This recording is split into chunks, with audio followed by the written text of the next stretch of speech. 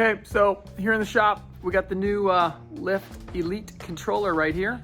Just synced it to our Lift 4 board, and I'm gonna get out in the channel here and give it a rip, see how it feels. So far, so good on the control. Fit and finish is excellent.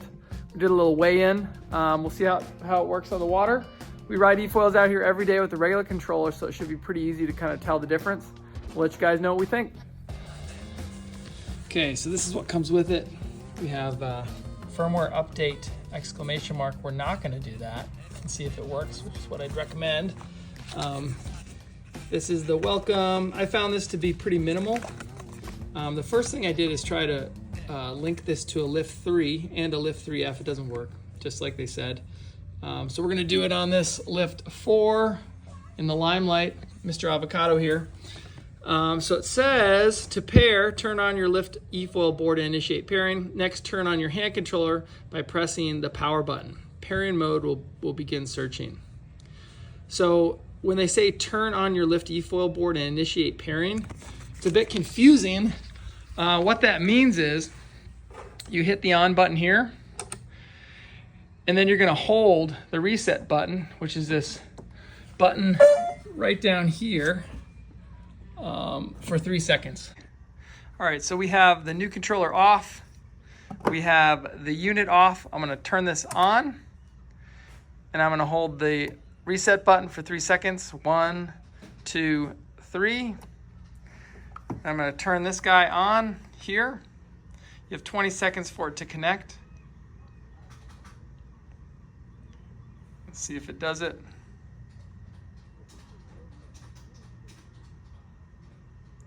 Doesn't look like it's gonna work, so we're gonna have to update the software, firmware update, listen to the card. So I'm gonna do that, and then I'll be right back with you guys.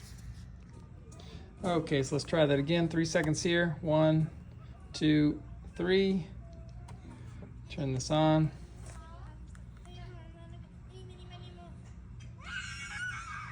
And connects right away.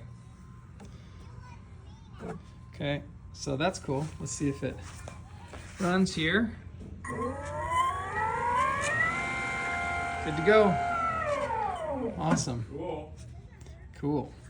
So we're gonna weigh these quick. This is the standard. One is 8.7 ounces, and the new one is 10.5, so just a little heavier. All right, so the first thing I noticed is the governor setting. There isn't a separate page for it. You can just kind of do it right here on the fly, which is nice. The trigger feels really nice. It's way more sensitive than the old one. There's actually quite a bit of weight to this guy. Okay, a couple of things about the new controller. It uses a USB Type-C charging cable. That's the part that hooks into the box that plugs into the wall. The actual connection to the controller is a specialized magnet unit, kind of like an iPhone. Anyway, this thing needs to be plugged in and charged, maybe not every session, but every couple of sessions, unlike the old controller, which you could use for maybe a full year before changing the batteries. So you're gonna need a USB Type-C wall connector. Yep, so we're gonna get this guy all the way up, because I'm an expert. We're gonna expert it all the way on 15 here.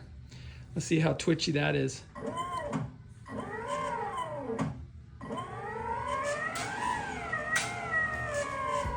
Yeah, much more direct feel than the old controller for sure. So we'll get this out in the water and yeah, see how it goes.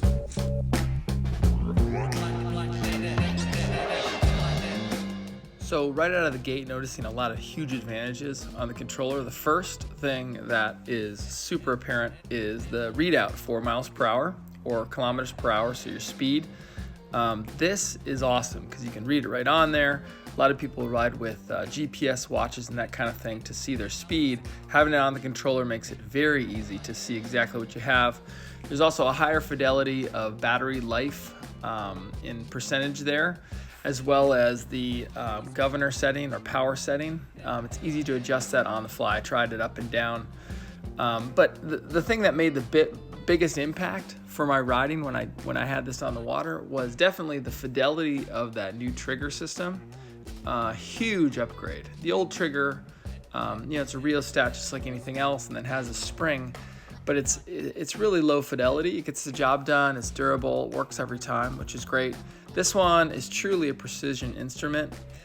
Small changes are easy.